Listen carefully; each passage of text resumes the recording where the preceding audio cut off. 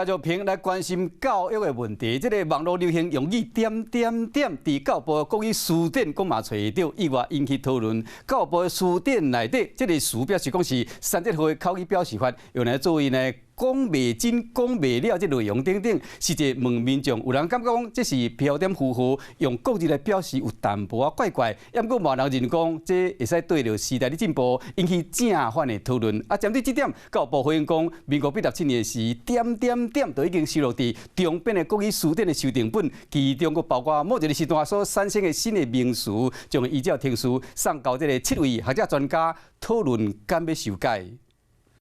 你这个人让我很点点点，点点点，这是什么情况？你是说剧里面有点点点吗？点点点。啊，不要啊！真正毋知要安怎讲较好，这3个点确实会说尽一切，并向是讲法教育部词典即马嘛找到。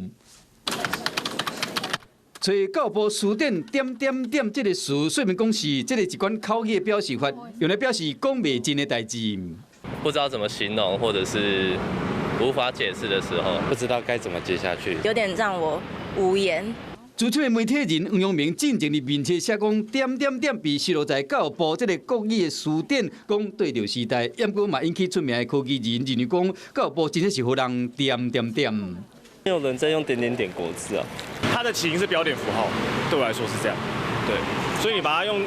文字去表示，我就会觉得怪怪的，就与时俱进的，所以我觉得点点点，因为现在之前算常用，所以我觉得常用的字把它放进字典里面也是蛮合理的。一般要传销是点点点，拢是用符号来表示，就网友伫滚酸笑讲，那咧3个册啊呢，甲2个顶号这个符号，敢嘛要收录到词典？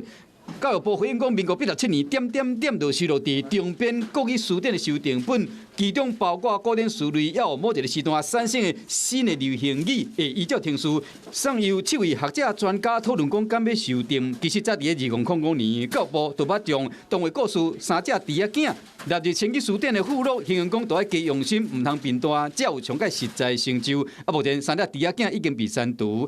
即摆点点点这个词嘛，意外互这个教育部的词典又搁引起讨论。